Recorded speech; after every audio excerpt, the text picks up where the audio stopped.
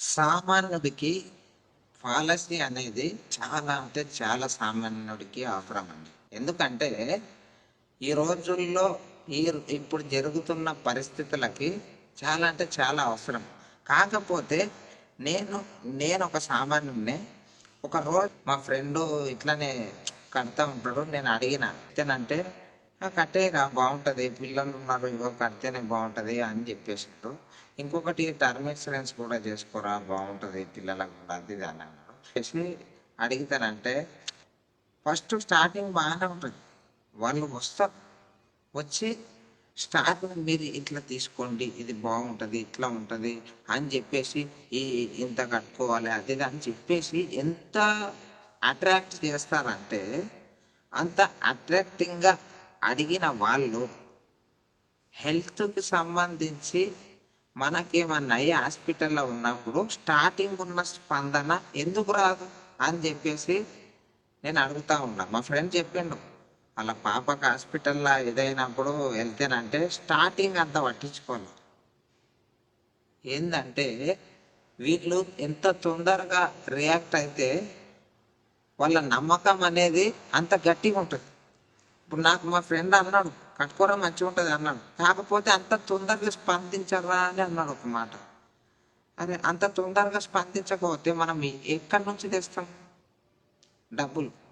ఎక్కడి నుంచి తెచ్చి అంత తొందరలో మనం పెద్ద హాస్పిటల్ వెళ్ళేసి, కాకపోతే పెద్ద దానిలకు మనం ఒక సామాన్యంగా నేను ఇది కడుతున్నా అని చెప్పేసి మనం వెళ్ళినప్పుడు మనకు అంత తొందర స్పందన లేనప్పుడు అక్కడ మెయిన్ ఇంపార్టెంట్ డబ్బు పనే ఉంటుంది. అది కదా మ్యాటర్. ఆ పని ఉన్నప్పుడు మనకు స్పందన లేకపోతే ఎంత అంటే అంటే మనం కట్టే ఏం లాభం అని. అందుకోసమనే తొందరగా స్పందిస్తే బాగుంటుంది అని నేను అంటాను. కానీ ఈ ఇన్సూరెన్స్లు అనేటివి చాలా చాలా అవసరం సామాన్యుడికి. ఎంత అవసరం అంటే అవి లేకపోతే ఈ రోజుల్లో ఒక హాస్పిటల్లో వైద్యం కూడా చేసుకోలేదు. నిజమండి. కాకపోతే ఏంటంటే మనము ఒకటి అలాంటిది మీరు చేసేటప్పుడు అంటే ప్రాసెస్ వాళ్ళు చెప్పేటప్పుడు ఒకటే అడగండి. ఏంటంటే ఇప్పుడు మీరు మా దగ్గరకు వచ్చి చేసుకుంటున్నారే, మాకు ఇబ్బంది అయినప్పుడు మీరు అప్పుడు అంత తొందరగా వచ్చి మాకు స్పందించండి, మీరు రాకపోతే ఫోన్ మాట్లాడి మరి సెట్ చేయండి అని చెప్పేసి ఇదాన్ని అడగరు ఎందుకు మీరు? దీన్ని పెద్ద సీరియస్ ఏం తీసుకోలేదు. కాకపోతే ఏంటంటే ఇప్పుడు మనకు చేతగాకనే కదా ఇప్పుడు మనకు ఏంటంటే మనకున్న అప్పులు కానీ లేకపోతే మనకున్న ఇబ్బందులు కానీ మనకున్న పేదరికం కాబట్టి ఆ వడ్డీలు కట్టడానికి సరిపోతలేవు అని చెప్పేసే కదా అప్పుడప్పుడు మిగిలినవి మనం ఇన్సూరెన్స్లు కట్టుకుంటాము. ఆ కట్టుకున్నవి కూడా తొందరగా స్పందించకపోతే ఎవరికైనా సరే ఏమనిపిస్తుంది?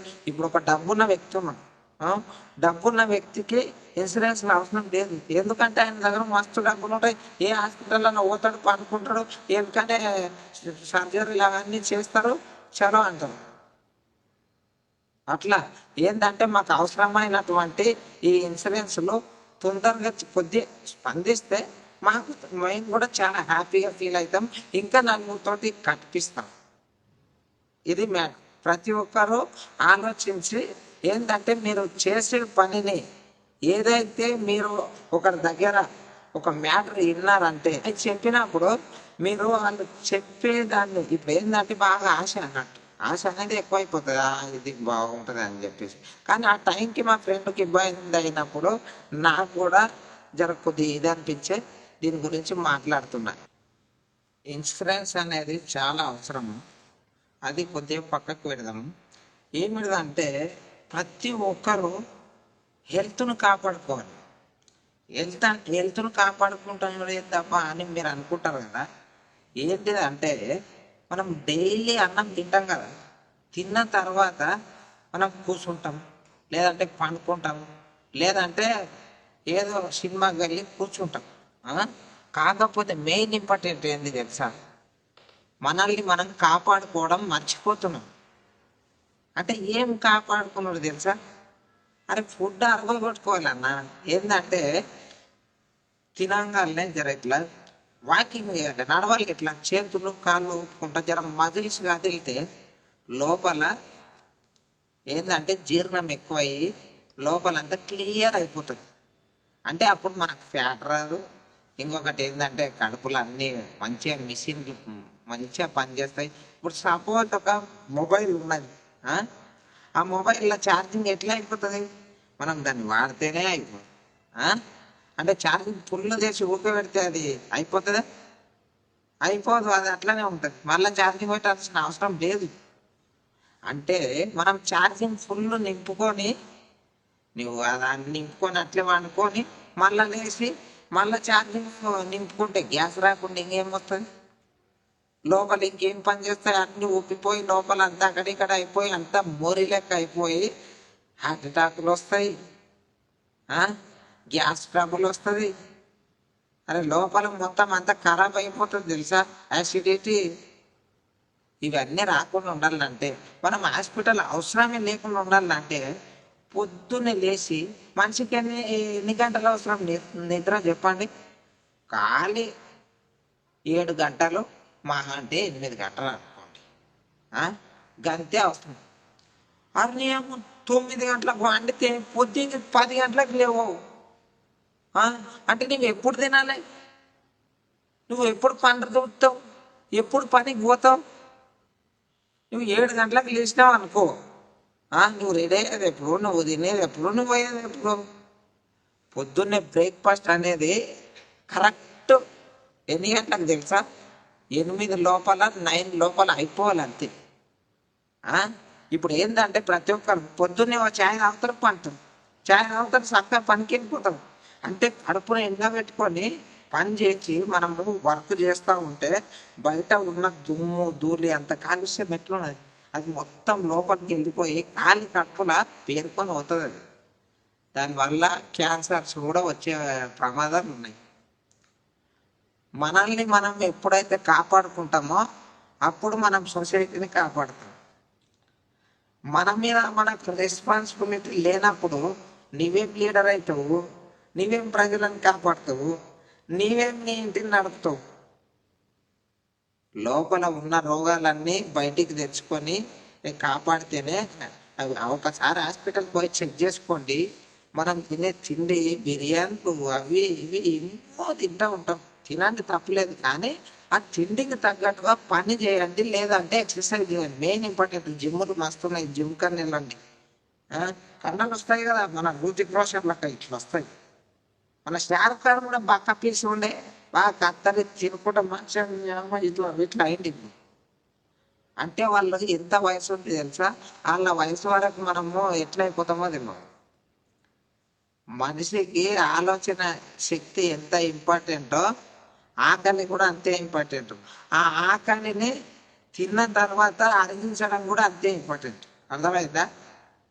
సొసైటీకి ప్రతి ఒక్కరు ఏం మెసేజ్ ఇస్తారంటే ఫస్ట్ తిన్నది అరిగించుకోమని చెప్పండి. తిన్నది అరిగించుకోలేదు అనుకో వస్తూనే ఉంటాయి బీపీ, షుగర్, ఈ రెండు తొందరగా అటాక్ చేస్తాయి. ఏంటంటే మనం మెయిన్ ఇంపార్టెంట్ ఫోన్ చూసుకుంటా అనుకుంటా, అది ఫోన్ కూడా ఎంత దగ్గర పెట్టాలి తెలుసా? ఈ లెవెల్లో పెట్టుకోవాలి.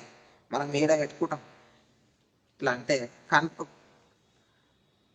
కళ్ళకు ప్రాబ్లమ్స్ రావాలి.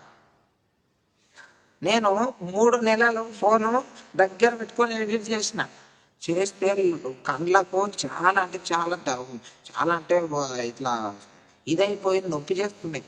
ఆ నొప్పి చేస్తే హాస్పిటల్ పోయి డాక్టర్కి అడిగితే నీకు ఫోన్ ఎంత దగ్గర పెట్టుకుంటావు అని అంటే ఇంత దగ్గర అని చెప్పింది. చెప్తే ఆయన ఏమన్నాడు తెలుసా? ఇంత దగ్గర పెట్టుకుంటూ ఉంటాయా కళ్ళు? ఉంటాయా? అసలు ఆరోగ్యం అనేది బాధ్యత ఉన్నదా నీకు? మనకు హాస్పిటల్ అవసరం ఉండొద్దంటే ఫస్ట్ మనల్ని మనం కాపాడుకోవాలి. అప్పుడే ఆరోగ్యంగా ఉంటాం. మనకు చాలా ఇంపార్టెంట్ ఇది. కాకపోతే మన ఫ్యామిలీ బాగుండాలని చెప్పేసి ఏంటంటే మనకు యూజ్ అవుతుందా లేదా మనం చేసే పని. ఇప్పుడు ఇన్సూరెన్స్ అనేది ఎందుకు? తల్లి, తండ్రి, భార్య, పిల్లలు అందరు ఆరోగ్యంగా ఉండాలి, మంచిగా ఉండాలి. వాళ్ళకు ఒక ప్లాట్ఫామ్ క్రియేట్ చేస్తాం అన్నట్టు. ఏంటంటే నేను లేకపోయినా ఈ పని జరుగుతుంది. ఏమన్నా అయినా కూడా నేను లేకున్నా కానీ వాళ్ళకి యూజ్ అవుతుంది అని చెప్పేసి మనం చేస్తాం. దానికోసం మనం చేసేది ఎంత కష్టపడి చేస్తామంటే చాలా అంటే చాలా సంతోషి కష్టపడతామండి. ఎంత కష్టపడతారంటే నేను చాలా చూసిన, అంత కష్టపడతారు మనోళ్ళు. కానీ మీరు ఆ కష్టానికి వెళ్ళేటప్పుడు ఎంత ఆలోచించి అరే పని టైం అయిందని చెప్పేసి తొందరగా ఎట్లా వెళ్తాం, ఒక జాబ్ టైం అయిందని చెప్పేసి ఎట్లా వెళ్తాం, ఒక డ్రైవర్ అయితే అరే ఈ టైంకి కస్టమర్స్ వస్తారని చెప్పేసి ఎట్లా వెళ్ళిపోతాం. అట్లా మనము మార్కెట్లో ఇన్సూరెన్స్లు కానీ ఏవైనా సరే చాలా ఉన్నాయి. అలాంటివి ఇన్ఫ్లుయెన్సర్స్ కానీ వాళ్ళు చెప్పినప్పుడు చూడండి తీసుకోండి అని చెప్తూ ఉంటారు. ఏది బాగుంది, సర్వీస్ ఏది ఎట్లా ఉన్నది అని మనము ఎంక్వైరీ చేయాలి. మెయిన్ ఇంపార్టెంట్ ఎంక్వైరీ చేసుకొని చేయాలి. ఎందుకంటే మనకు యూజ్ కావాలి. మెయిన్ ఇంపార్టెంట్ మనకు యూజ్ కాకపోతే ఇంకెందుకు చెప్పండి. స్టార్టింగ్ మనకు వచ్చి ఎట్లా ఎట్లా చెప్పేసి ఇది ఇట్లా మీకు ఈ టైంలో ఇంత ఇట్లా యూజ్ అవుతుంది, ఇంత ఉంటుంది, అదవుతుంది అని చెప్తారు కదా. అది మనము ఆ పరిస్థితుల్లో ఉన్నప్పుడు వాళ్ళు అంత తొందరగా స్పందించాలి అని చెప్పేసి మీరందరూ ప్రతి ఒక్కరు అడగాలని నేను చెప్తున్నాను. అంతే. హెల్త్ మెయిన్ ఇంపార్టెంట్ కదా. ఇప్పుడు ఎవరికి ఏ టైంలో ఏమయ్యా తెలియదు. అలాంటిది మన దగ్గర ఆ టైంలో మన దగ్గర ఏమి డబ్బులు ఎన్ని గానం మన దగ్గర ఉండవు. అసలు ఉంటావా చెప్పండి? ఉండవు. మన బీదరికానికి, మనం చేసే పనికి, మనం చేసే జాబ్స్కి, ఈఎంఐలకి, అప్పులకు, వడ్డీలకే సరిపోతున్నాయి మన పేమెంట్స్. కట్టండి, కానీ మంచి ఏది ఉందో వెతుక్కోండి, వెతికి తెలుసుకొని కట్టండి. చాలామంది చాలా రకాలుగా చెప్తూ ఉంటారు, కానీ దాంట్లో ఏది మనకి యూజ్ అవుతుంది, మనకు టైంకి యూజ్ అవ్వండి. మనం ఇంతగానం చేసి లాస్ట్కి వచ్చేసి మనం ఒక దగ్గర పడ్డప్పుడు అది టైంకి స్పందించకపోతే మనం ఇంత కష్టపడి ఇంత చెమటోసి కట్టి ఏం లాభం? అంతే కదా. మనం హెల్త్ని కేర్గా ఎంత గట్టిగా మంచిగా హెల్త్ని కాపాడుకుంటామో, ఆ హెల్త్కి ఏమైనా ప్రాబ్లం అయినప్పుడు వెనకనే యూజ్ అనేది తొందరగా ఎవరు స్పందిస్తారో వాళ్ళని ఎంక్వైరీ చేసి కట్టుకోండి. ఈ వీడియోలో అందరికీ ఉపయోగపడే విషయం తెలుసుకున్నాము. మళ్ళొక టాపిక్తో మళ్ళీ కలుసుకుందాం. నమస్తే.